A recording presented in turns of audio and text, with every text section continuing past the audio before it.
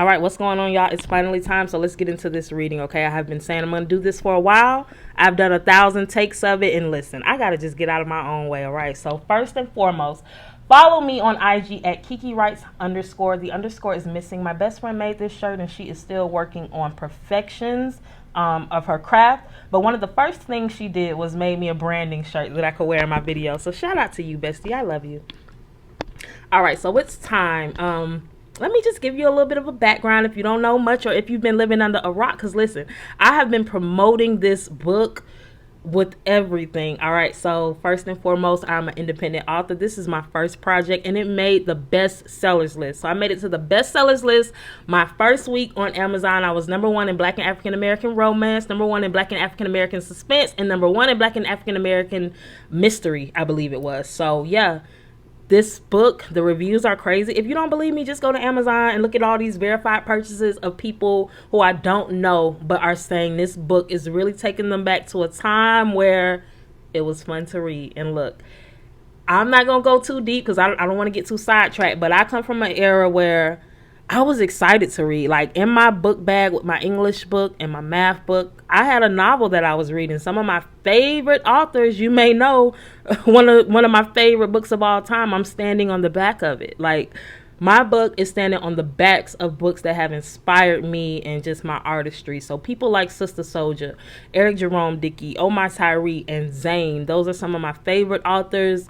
I had several of their books in my book bag on rotation. I've read some of the books twice. The Coldest Winter Ever, Fly Girl, Addicted. I read those books twice. That's how much I love them. So that's how I want to connect with audiences. I want us to get excited about literature again, excited about reading. Let's do book clubs. Like, remember the Babysitters Club? I want a book club that legit is connected around the entire world. You know, where we're wearing t-shirts because we're in this book club and it's like a secret society. That is my ultimate goal. But it's a lot to come. Right now, it's baby steps. Okay, so first, and look, I'm sweating. I got this light on me. It's crazy, but work with me.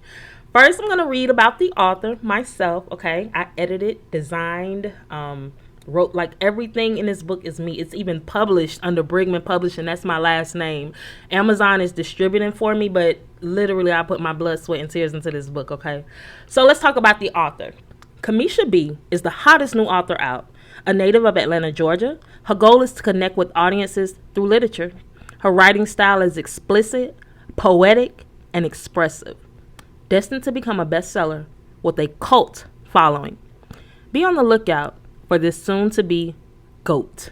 All right, how did I do explaining myself? Does that make you want to get to know me? All right, so let's talk about the description of the book. I'm going to give you a basic synopsis, and then we'll go ahead and get started on chapter 1. Okay, so let's read the description. All Katrina wanted to do was be with Andre. She even prayed for him. What she didn't know was the best blessings sometimes come in unanswered prayers. Katrina kept knocking on heaven's door, and finally, she got what she wanted and then some. She was too young to even understand what she was getting into, but she knew it felt good until it didn't. A tale of young, fast, tragic love, broken friendships, and dark secrets meant to haunt you forever. Katrina's desire for one man would shape most of the decisions made in her life, even those that drove her to kill. This ain't gonna be no happy ending. All right, so let's get into it. Chapter 1, Best Friend. I don't remember much exciting happening before I turned 14. Back then, I hadn't had my first kiss, job, or boyfriend yet. I guess you could even say what's going on with me today is directly related to what started that year of my life. I like to persuade you from making some of the same mistakes I've made in the past.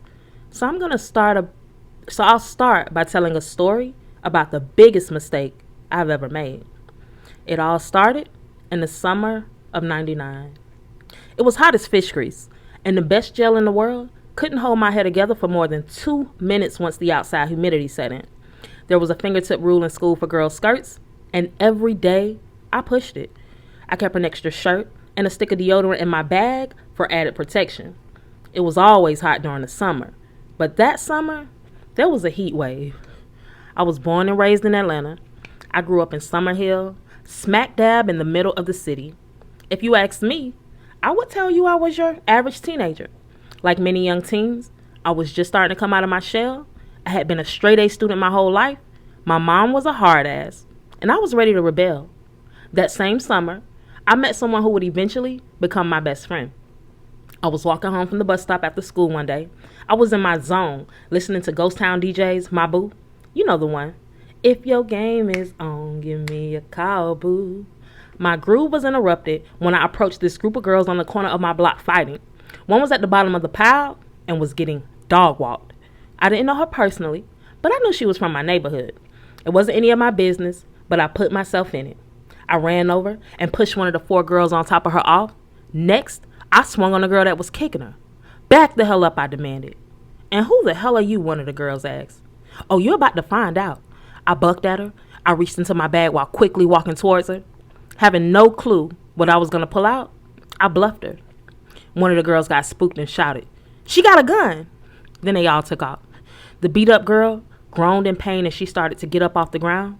I reached for her, but she pushed my hand away. "I don't need your help," she snapped. "You're right. You need some bandages, some wraps, and ice for your eye." I still helped her up despite her rude attitude.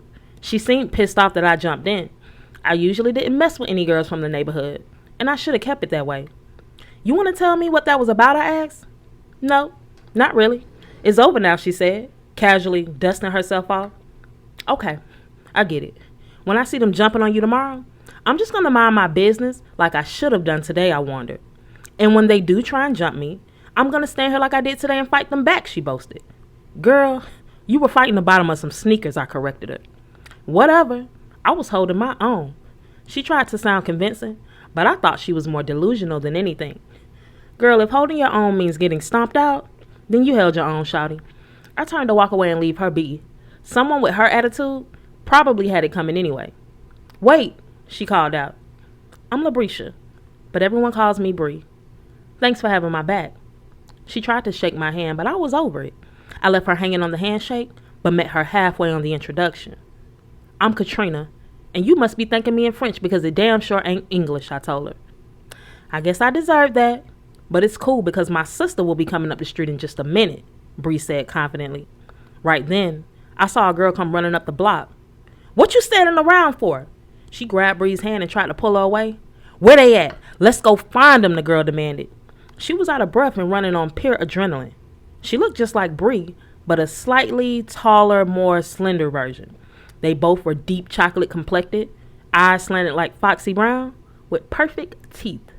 Bree's hair was long and straight down her back, while Brittany had her hair in micro braids. "Chill, Britt. We have to be strategic because there's more of them than us," Bree said while motioning her hand in a circle. Her sister and I looked at each other, confused. "Who is we?" her and I asked. "Oh, Brittany, this girl just saved my ass. Crystal, T, and those 2 high school girls they hang with tried to jump me again. Katrina came and backed all of them up. Katrina, this is my sister Brittany. Brittany, this is Katrina." Bree put her arms around us as if we were one big happy family, and we both pulled away. "Aren't you in my art class?" Brittany asked me. "Yeah, I'm in your art class," I said, completing the dap she initiated. "Appreciate what you did for my sister." "That's cool, but why are you involving yourself in her beef, though?" Brittany asked, not cracking a smile. "Well, I'm not a fan of people getting dragged in the street, and your sister was getting dragged," I told her. "Oh, please, I wasn't getting dragged," Bree jumped in. "Girl, bye. You were getting dragged, and whether you want to admit it or not, after seeing your attitude, I could see why." I'm sure I wasn't the only person in life who had told her that. "Look, I said sorry." Bree grabbed my hand, attempting to show sincerity. "Sorry for what?" Brittany asked, lost while Bree and I went back and forth. "Sorry for acting like she didn't care that I saved her ass earlier," I said, bringing Brittany up to speed. Brittany looked over at Bree. "What's she talking about, Labrisha?" "Well, I ain't asked her to jump in it. She chose to," Bree said snidely. Brittany smacked her teeth at her sister. "That's your problem now, Bree. You don't appreciate anything. She could have left you in the street getting jumped on. You need to be thankful somebody for once was on your side and didn't stand by watching you get your ass whooped." Brittany chided her sister, and I was there for every minute of it. She didn't automatically take Bree's side, and I appreciated her level head. I still felt, at the very least, Bree owed me an explanation. Although she didn't ask, I did put myself in danger, and I wanted to know what's the